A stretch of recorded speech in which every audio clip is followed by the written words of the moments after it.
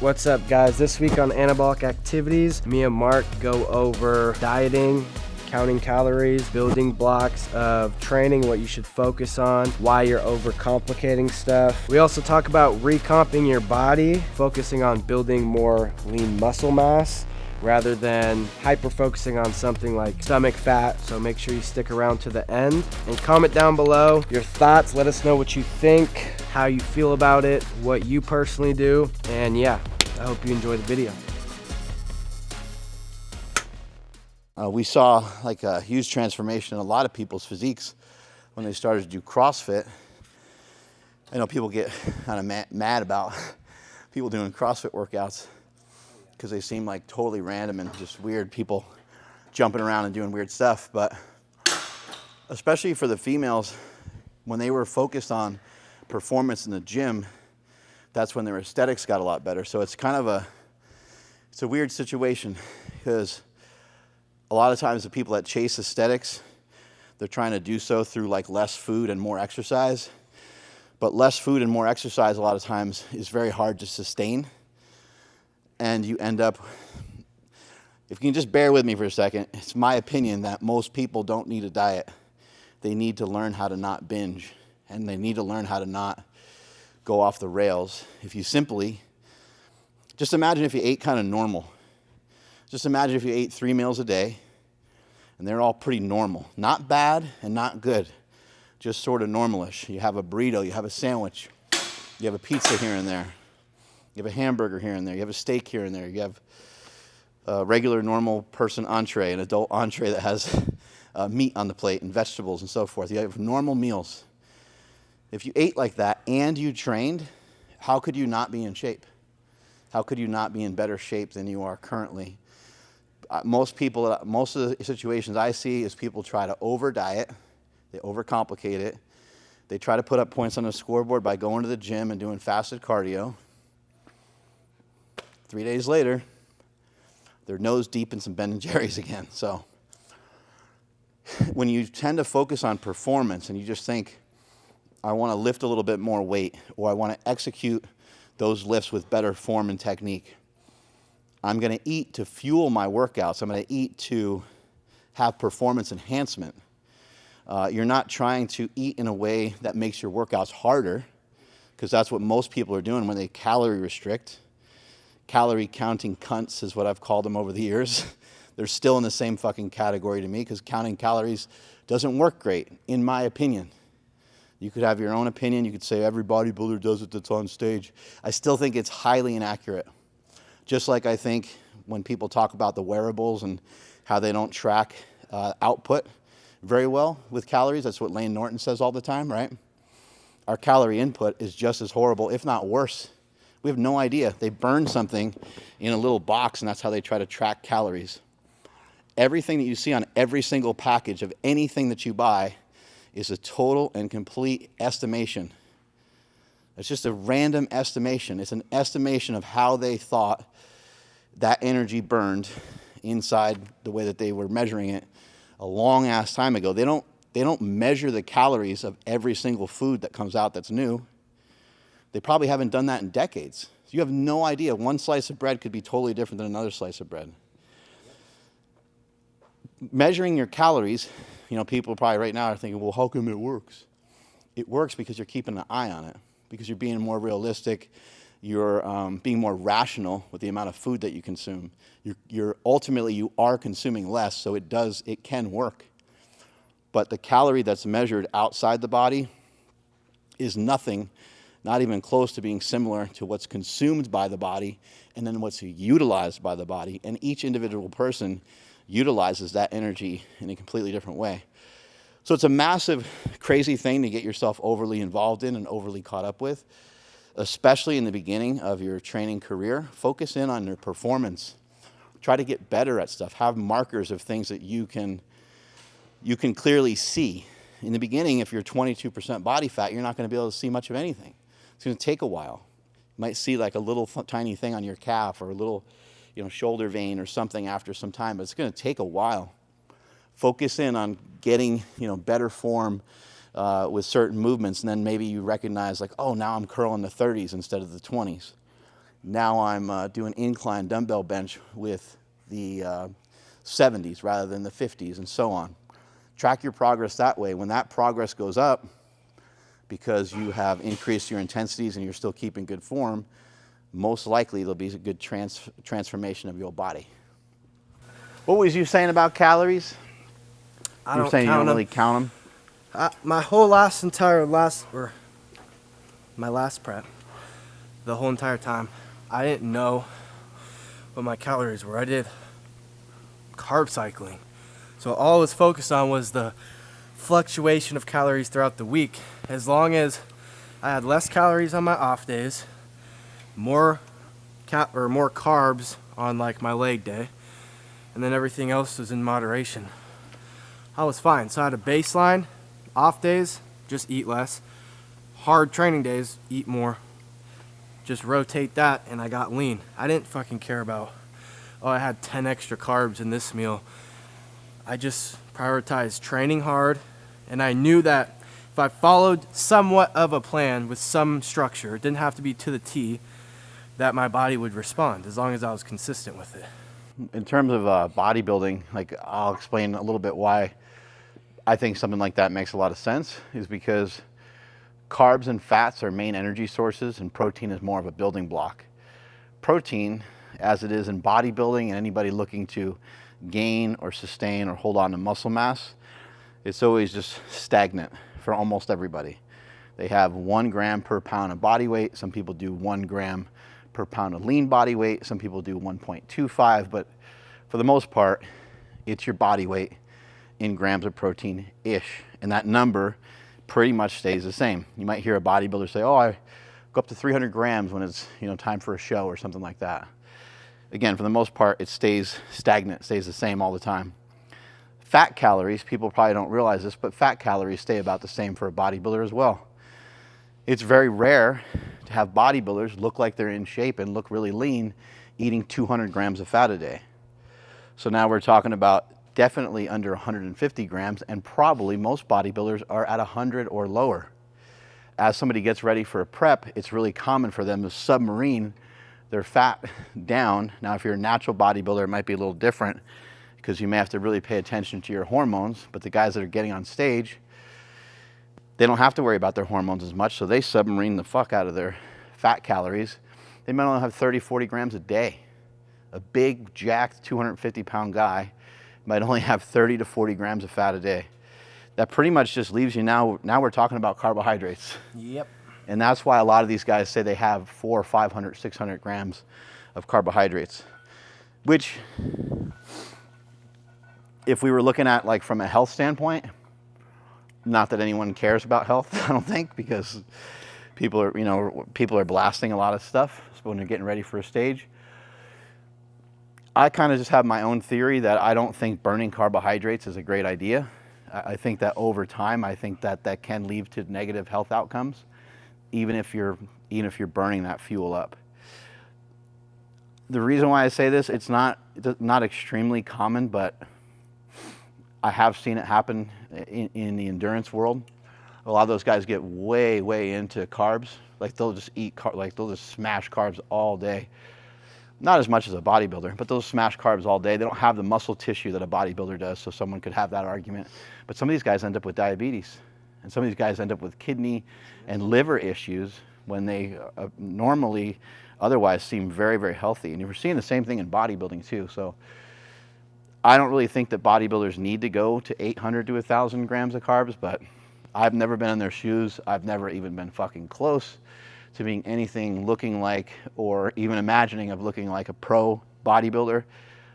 I just think it's excessive, and I understand there's a lot of other hormones going on, and there's insulin, and there's other factors in there, but just as many of the bodybuilders said, they think they can do without as many sets, as many reps, as heavy weights, and they probably could have got the same results. I think if they were to look back on it, they probably could have got a lot done with a little less food even too, maybe a little less carbohydrate.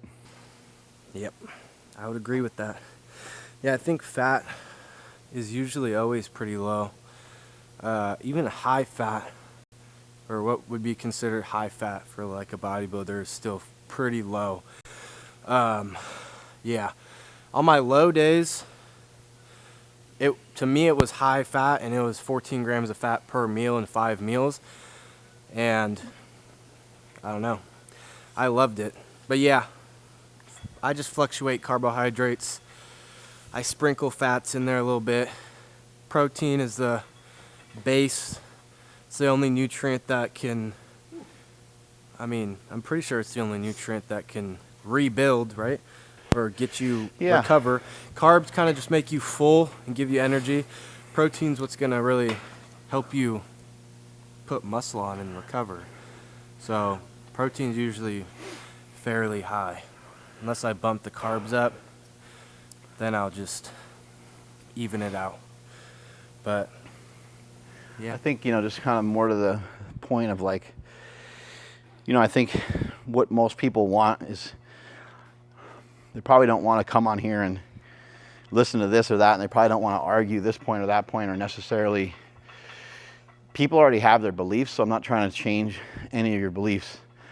What I'm more into is I'm more into trying to help you. So when I think about how can this help, the way that this is going to help you is that you need to have your protein in check, and you need to have your protein in place. And it doesn't come from just protein shakes. Protein shake here and there is great. They can taste good. They're super convenient. It's a fast way to get your protein in. But you need to eat food.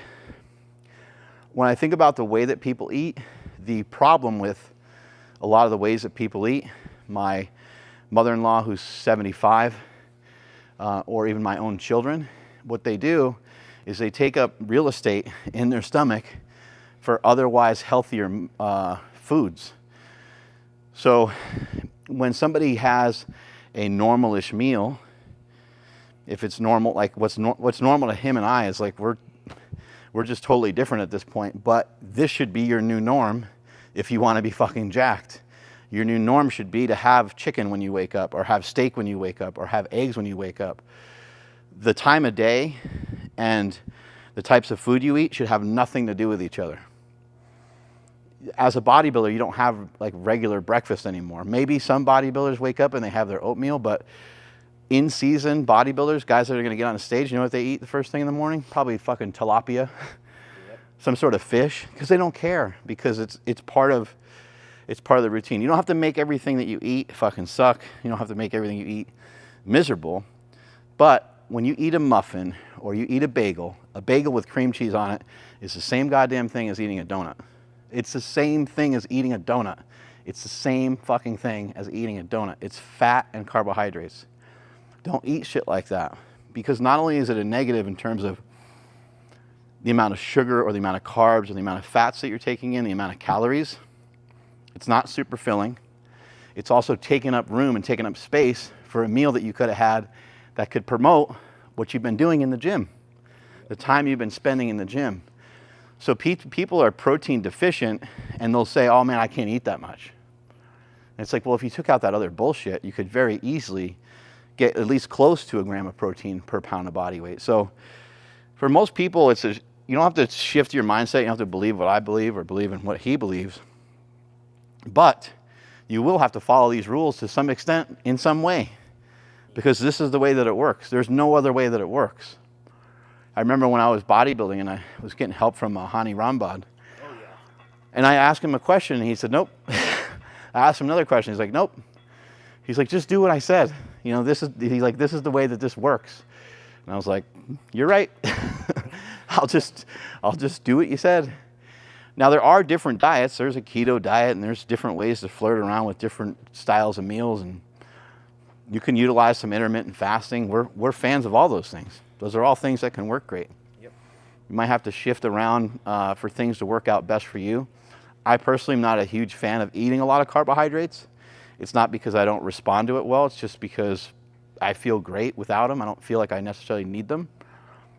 Would they make me a little bigger, and would my workouts be better if I was more conscious of having carbs around a workout? Yeah, I think they would.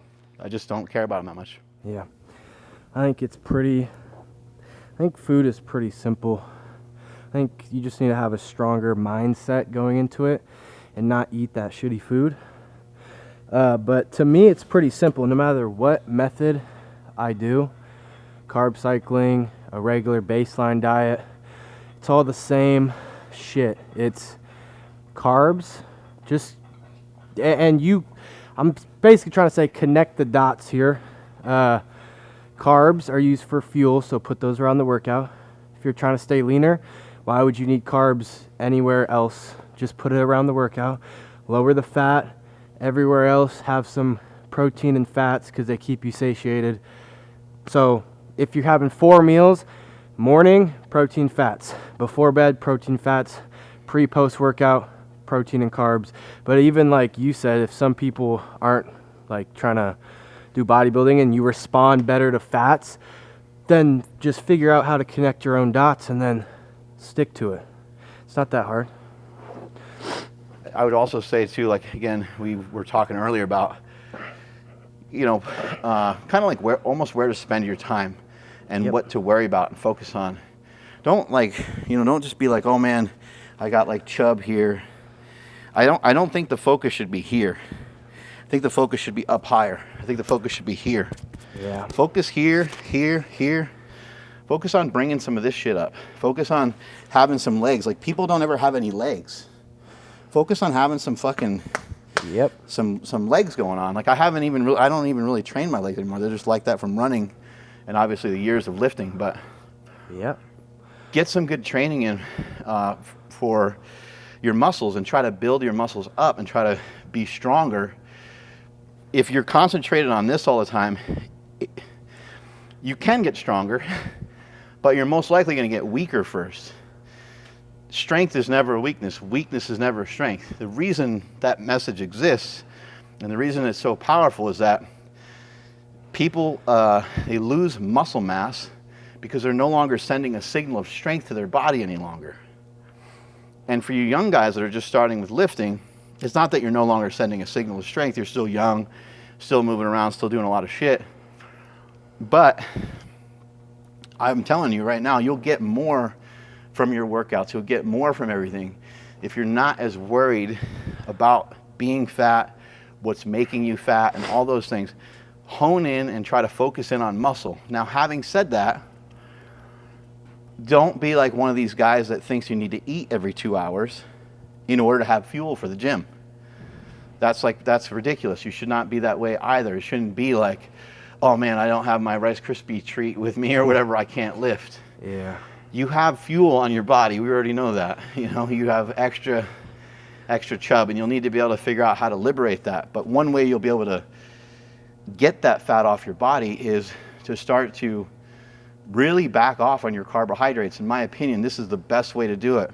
If you can teach your body, I know this is bro science, but if you can teach your body that we're not going to be giving you excess all the time, and you're not going to have just constantly high blood sugar levels, and that the insulin isn't going to get spiked all the time. It's only going to happen mainly around the workouts for a little extra bump and for maybe a little extra recovery.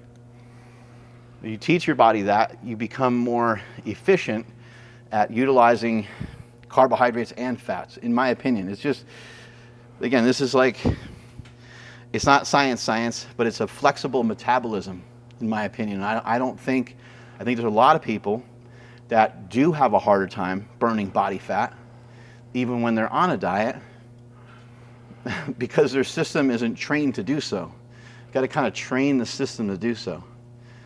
Yep. So that's all opinion. That's all just like my personal opinion and my personal feel on the situation. And it's not necessarily like baked into some scientific study that I read. Yep. Nope. I don't listen to any of the studies. I'm sure some of them are beneficial, but it's not rocket science. It's super simple. I think you know what you shouldn't eat. You know kind of what good foods are. How long did you powerlift for? 2 years. And in that time, like, do you think that was really important in how you look now? I want to say no, but then if I look deeper into it, I'm like, shit, I set a really good solid base of strength up for myself, which I didn't really get that jacked, but I did get really strong. And then when I went into bodybuilding, I was able to push a lot more weight and then learn how to actually use the weight properly with the strength base.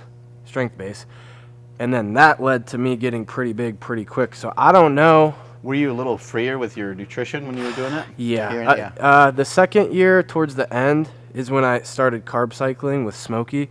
But the first year and a half, I literally I would work all day. I wouldn't eat because I didn't like how eating all the time made me feel. So I'd fast all day till like 5. And then I'd even train fasted. I'd just drink a bunch of caffeine, which isn't the healthiest. And then I'd get home and eat one giant meal. And I still made tons of progress because I was consistent in doing that, but it wasn't the best way to go about it. I could have got a lot more out of my training and my physique probably if I just changed some things, but at the time I didn't care about necessarily being aesthetic or looking a certain way. I just cared about doing the weight that was prescribed to me that day, getting it done, and going home and eating whatever the hell I want. That's what I did. I had a great time doing it. It was fun while it lasted, but I still made tons of progress because I kept certain things in place. My sleep was still really good. My water intake was super high. I was always hydrated. Were you still getting enough protein and stuff like that, you think? Yeah, I was still eating. The meal I had would have still had everything. A lot of protein. It'd just be, after that, it would almost be like a binge, which would be I'd eat my meal. If it was like steak and rice, it was usually like steak, rice, orange juice, and then after that it'd be like cookies, fucking anything I wanted. But I still I still made progress, so I don't know. I would say that it taught me. You weren't focused in on like having a six-pack or anything? No, not at all. But I still focused on squat, bench, deadlift, and doing accessories that I would still say are like hypertrophy style stuff for bodybuilding. And I ended up growing all this. And I used to be focused on this because anytime I remember when I still have my first. You can change your body way faster now than you could then. I mean, I know that there's other differences too, but. Anabolics, yeah. But even back then, I remember I took my first bodybuilding, not even bodybuilding, just check-ins. I sent them to my coach, and all I could look at was my waist. It was like my waist, I just had like chub. My shoulders were small, my arms were small, my chest was small. So all I could look at was my fucking stomach, and I didn't have that big of legs. But like Mark was saying, if you focus on the bigger things here, that will soon go away, because if you get bigger quad sweeps, bigger shoulders, guess what that does? That makes your waist look smaller. And you're not going to be as focused when you have cannonball delts and big-ass legs. You're not going to be focused so much on this because it's not going to stand out to you as much.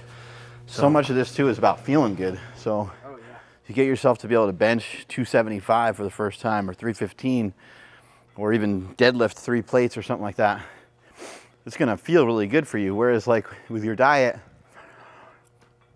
it's going to be hard. It's going to be hard to feel good with your diet sometimes. You're going to have like ups and downs, and you're going to like mess up on your diet a lot, especially if you're a fatty. You're going to have a lot of trouble. It's going to take a long time. For almost everybody, it's going to take a long time to learn the dieting side of things. So I want to encourage you to focus in on building muscle, gaining strength, maybe even tracking some of the weights that you lift, so that way you can progress. I know he used to do that a lot. I used to do it a lot. Keep a journal, write things down, try to push the envelope on certain lifts. But I just think that sometimes when you hone in and focus too much on the fat, how much fat you have on your body, you're probably going to leave yourself a little shallow when it comes to the amount of energy that you have in your system every day. And when you're shallow on that, it's going to be hard. You can't make something out of nothing. It's going to be very difficult for you to work out the way that you want to. You work out, you might be lightheaded. You'll go to do the weights you did last week. You might shake a lot when you're lifting the weight. And it's just very clear that something's off and something's not right. And so I kind of hate the message of like telling people to eat more food. it's not necessarily eat more food, it's make better choices with the right foods and eat more of those. Eat more of the correct foods. For those of you that struggle with diet and not sure where to go or where to turn, you want to look at Stan Efferding's vertical diet. I think it's a great place for most people to start. I would say it's a little carb heavy. I think people that are trying to lose body fat, if they're going to eat some carbohydrates, I would have them, as Kenny was saying, around the workout. So some carbohydrates, maybe once or twice a day. Once a day on off days, twice a day on training days. Sounds like totally reasonable. It's hard to sit here and drill this into you and explain. You know, I wrote a book years ago called The War on Carbs. And I'm in the middle of making another War on Carbs Part 2. And I just feel that that book was right. Like, sometimes I go back and forth and I'm like, man, should I really call it that? Because is it really a war on carbs, or is it a war on processed food? Or the war isn't necessarily just against processed foods, because we have a lot of processed stuff like Quest bars and Legendary bars and all different protein shakes and protein bars and different things that are out there. People are talking a lot about AG1, and people are talking about vitamin K and vitamin D, and all these things are ultra processed, and they're great for us because they're, well, at least I think they're great for us. They are advances in technology. So not all advances in technology, just like social media, not all of them are bad. Not everything about it's bad. There's a lot of positives to it as well. So the war isn't even necessarily against ultra processed or highly processed foods. The war, I was correct in calling it the war on carbs, but it's not just carbs. It's a combination usually of carbohydrates and fats, or carbohydrates, fats, and salts. Something sweet, something fatty, something salty.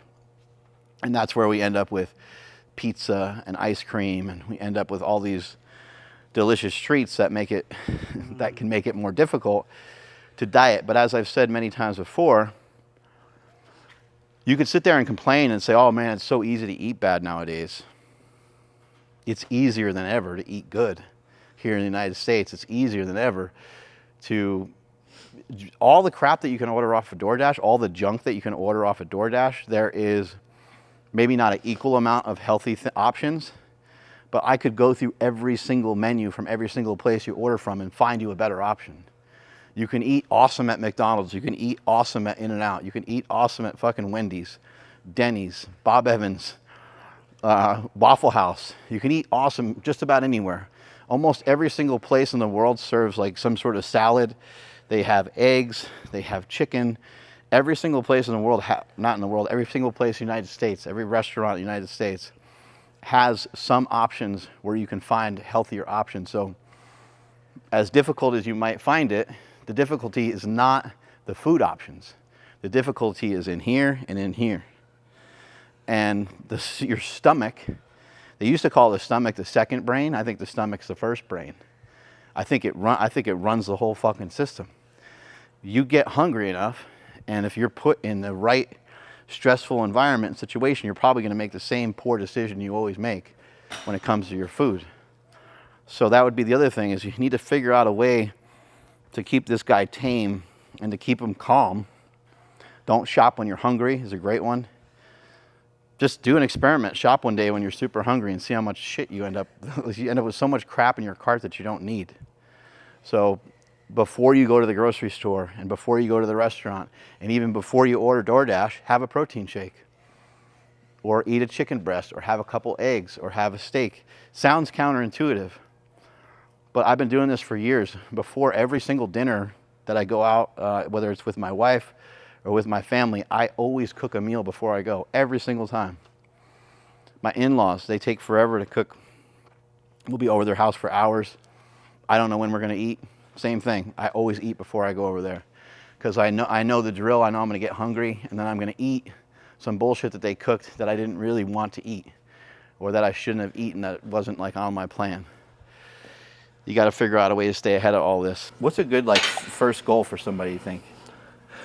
Like, how about like, or is it too hard to say like, you should try to get like a bicep vein? No, I think, let's see. I think just, Yeah, I guess you could focus on one thing. Maybe even just like trying to get better at like maybe some body weight exercises or something. Yeah, like that. yeah, maybe if you can't do pull-ups, maybe, you know, say I'm gonna build my back and my arms up to be able to be strong enough to do a bodyweight pull-up. Stuff like that I would focus on in the beginning. I wanted bigger biceps, so I focused on a whole muscle group to grow, but if it's something simple, That's a good idea. Bigger bicep, bigger chest. You know, Yeah. take a fucking measurement. Yeah. And then pretty- listen to, you listen to Stan Efferding and Mike Israetel and all the different people. Yeah. And fucking throw a workout together. Yeah. I would do something you enjoy.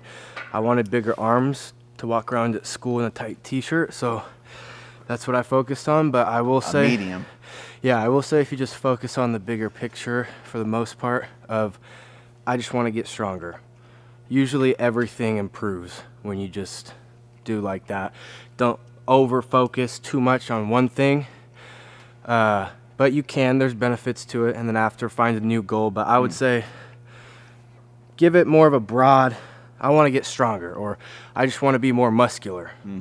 That's a pretty good goal right there, pretty good start. That's really well said, because if you're going to be more muscular, you're going to change your body fat percentage, even without losing any body fat. If you're more muscular, by nature, you'll automatically alter that body fat percentage. Yep.